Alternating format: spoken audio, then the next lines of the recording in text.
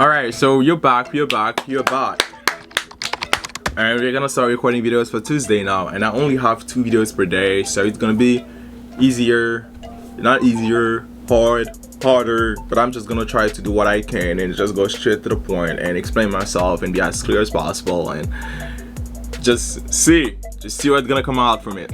Alright, so hi. If you're new here, my name is Sam and I'm a pre-med student, and I'm also a scribe and I'm also a patient tech. The thing that I do on this channel is I show you guys what I do on a daily.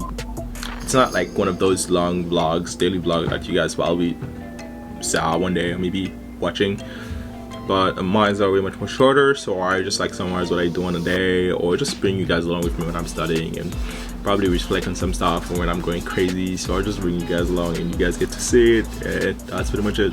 So this video is about emergencies, and the subject is handling emergencies as a patient take, real stories from the hospital. I'm gonna try not to okay. Believe it or not, as a patient take, there is emergency at the hospital and stuff that you'll need to take care of, or responsibilities that you will have as soon as an emergency will pop up.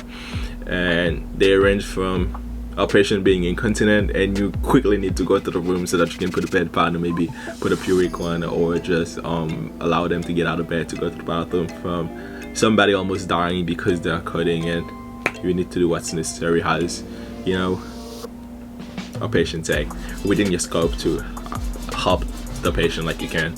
So emergency, like I said, so we have different kind of emergency, to be honest. And the first one that we see almost every day, that I personally see almost every day when I go to work as a patient tech, is, you know, I want to go to the bathroom emergency. This is a really big emergency, based on, you know, what kind of patients that you have in your history of your patients. For example, if you have a patient from surgery that had like a knee replacement, the reason why I took a knee replacement is because I work on a med surg floor, so I get a bunch of patients from surgery. So that's kind of the bread and butter. And yeah, so if you have a patient that just had like a hip replacement, for example, this patient cannot go to the bathroom, and even if they really want to go to the bathroom, and some of them understand, some of them they do not understand. They'll still try to fight with you, and they say, you know what, I'm not using the bed pad, I'm not gonna pee on my bed, or I'm not gonna whatever it is, put on my bed. So there is education that needs to be made. You know, you need to go in the room and talk to your patient and educate your patient about what it is, what's going to be best for them. And at the end of the day, you cannot force them, you can educate them, you can just share knowledge with them, and you will just let them do what it is they want to do with their life, or what it is they want to do in this situation. But you cannot, you know, push them and threaten them or force them to do anything, because they have rights, and you also need to respect the rights, even if you're trying to go easy and not having a bunch of stuff to do on the shift. But you still need to respect their wishes. So the bathroom emergency is a really big emergency that I do see every day, and I can go on and on and talk about this thing, but I'm not gonna do it because, one, it's disgusting, and two, I'm not gonna do that. It's not really interesting.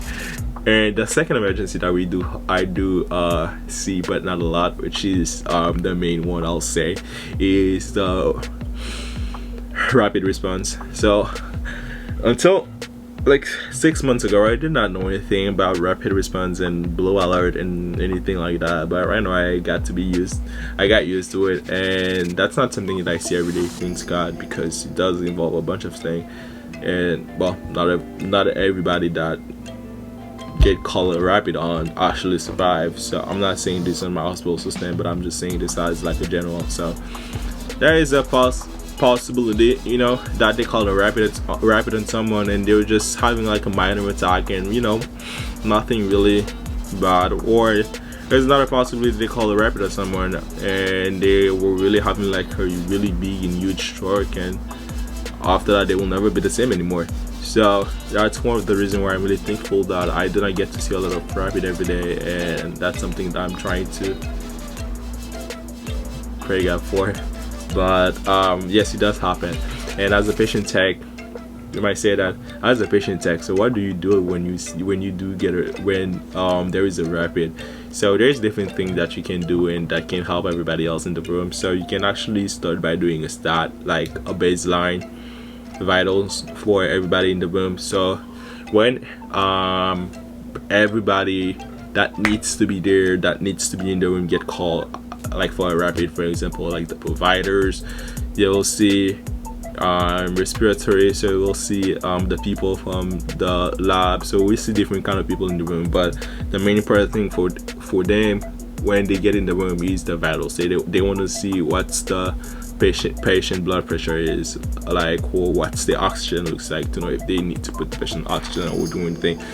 But they need the baseline, and has the patient take, has someone that was taking care of the patient or that is taking care of the patient. So that's your job to actually give.